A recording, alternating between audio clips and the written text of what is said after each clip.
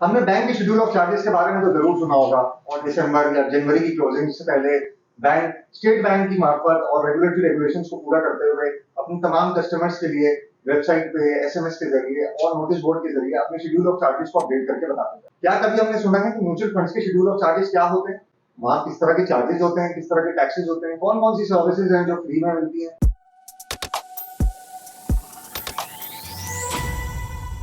अस्सलाम वालेकुम दोस्तों, आज का हमारा टॉपिक एक बड़ा इंटरेस्टिंग टॉपिक है। मैं हूं आपका होस्ट उमर खुर्रम, एक नई वीडियो और नए टॉपिक के साथ हाजिर हूं। आज का हमारा टॉपिक है म्यूचुअल फंड्स के शेड्यूल ऑफ चार्जेस। हमने जैसे बात की बैंक्स में शेड्यूल ऑफ चार्जेस होता है, बाकायदा म्यूचुअल फंड इंडस्ट्री में कोई इसको शेड्यूल ऑफ चार्जेस नहीं कहता क्योंकि नंबर ऑफ ट्रांजेक्शंस बहुत लिमिटेड स्कोप पे होती हैं। लेकिन कितने तरह के चार्जेस और टैक्सेस इन्वॉल्व हैं, आज हम इस पे बात करेंगे। सबसे बुनियादी जो चार्ज होता है हमारा, वो फ्रंट एंड लोड होता है, जो इन्वेस्टमेंट के टाइम पे वन टाइम एप्लीकेशन पे आता है, जिसको आप इन्वेस्टमेंट चार्ज भी कह सकते हैं, आप इसको एफईएल भी कहते हैं, फ्रंट एंड लोड भी कहते हैं। हर प्रोडक्ट का अलग होता है, कंपनी टू कंपनी वेरी करता है। मैक्सिमम आमतौर पर 3% तक होता है और मिनिमम 0.5% होता है।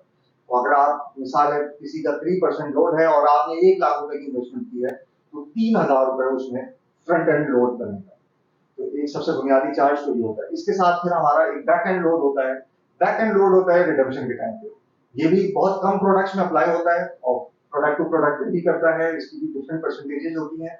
और ये उस वक्त अप्लाई होता है जब आपको कंपनी की तरफ से बाउंड किया जाता है कि अगर आप ट्रांजेक्शन करेंगे इस प्रोडक्ट में से, तो आपको लेट्स सपोज 1% का बैक एंड लोड देना पड़ेगा अपने विड्रॉल अमाउंट।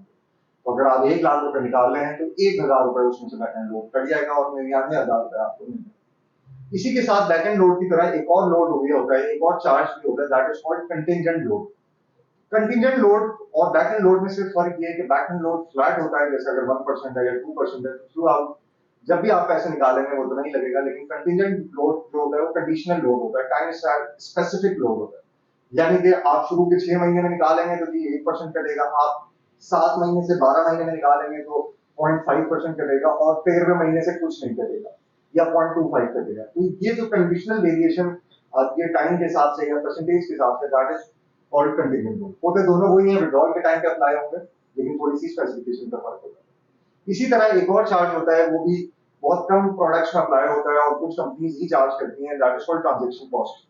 ये कुछ खास किस्म के प्रोडक्ट्स होते हैं, फंड होते हैं जिसमें इन्वेस्टमेंट की ट्रेड करते हुए, आपकी बाइंग सेलिंग करते हुए रेवेन्यूज में कुछ ब्रोकरेज कॉस्ट ज्यादा लगती है, तो ये कस्टमर से रिकवर की जाती है, जिसको ट्रांजेक्शन कॉस्ट कहा जाता है। क्या आप जब भी उसमें इन्वेस्टमेंट करेंगे तो आपको ट्रांजेक्शन कॉस्ट अप्लाई होगी, चाहे आप विड्रॉ करें या इन्वेस्टमेंट करें। ये एक और तरह का चार्ज है जिसको हम चार्जेस की मदद में देते हैं। इसी के साथ अगर हम टैक्सेस की बात करें तो इसमें सबसे बुनियादी जो एक टैक्स लगता है, that is called federal excise duty. ये गवर्नमेंट की तरफ से इम्पोज होता है ऑन कमीशन इनकम।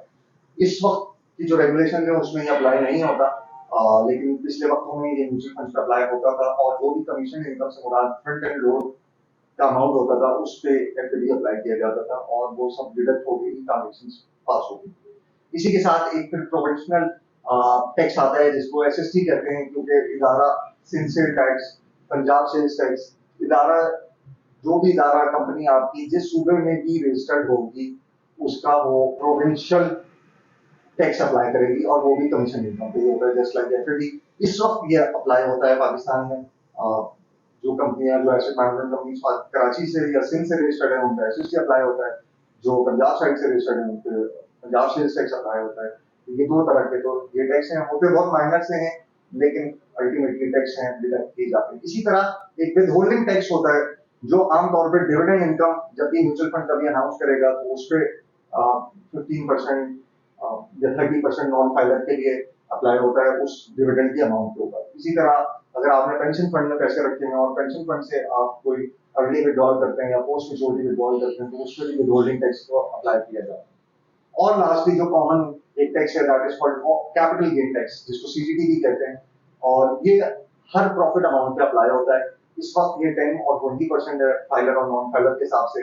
ये कभी कम भी हो जाता है, कभी ज्यादा भी हो जाता है, और ये टोटली डिपेंड करता है कि आपने जितने पैसे इन्वेस्ट किए और जब आप निकालने गए उस निकालते वक्त पैसे में आपके प्रॉफिट कितना है। जितना प्रॉफिट होगा उस पर वो कैपिटल गेन टैक्स की परसेंटेज अप्लाई होगी और वो डिडक्ट करके आपको वो विड्रॉल दिए। मिसाल है आपने 1 लाख रुपए इन्वेस्ट किए, आप 1 महीने बाद आए वो हो गए 1,05,000 रुपए, अब आप कहते हैं मुझे सारे पैसे दे दो, तो वो 1,05,000 रुपए में जो 5,000 का प्रॉफिट है उस पर 10%, यानी कि 500 रुपए कट के आपको 1,04,500 वापस मिल जाएंगे। तो ये इस तरह से प्रोसेस होता है।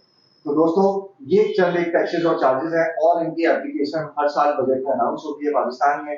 जब भी जून में बजट पास होता है उसके बाद इसकी क्लैरिफिकेशन आती हैं, ये चेंज भी होते हैं। इस वक्त फाइलर और नॉन फाइलर के भी टैक्सेस का फर्क है। ये सारे इनकम टैक्स ऑर्डिनेंस से ड्राइव हुए हुए टैक्सेस हैं, और जो चार्जेस होते हैं वो कंपनी के और रेगुलेटर की तरफ से अपने ड्राइव होते हैं। उनकी सारी डिटेल्स और डिस्क्रिप्शन आपको कंपनी की वेबसाइट और उस प्रोडक्ट की जो ऑफरिंग डॉक्यूमेंट या कॉन्स्टिट्यूटिव डॉक्यूमेंट होते हैं उसमें अवेलेबल होती है। आप कोई भी इन्वेस्टमेंट करने से पहले उसको रेफर कर सकते हैं, सेल्स वालों से पूछ सकते हैं, रिप्रेजेंटेटिव से क्लियर कर सकते हैं। उम्मीद है आपको ये बात समझ में आई होगी। इसको शेयर और लाइक करना ना भूलिए। कोई मजीद क्लैरिटी के लिए आपके कमेंट्स का हमें इंतजार रहेगा। मुझे इजाजत दीजिए, इंशाल्लाह अगली वीडियो में मजीद मालूमात के साथ हाजिर होंगे। अल्लाह हाफिज।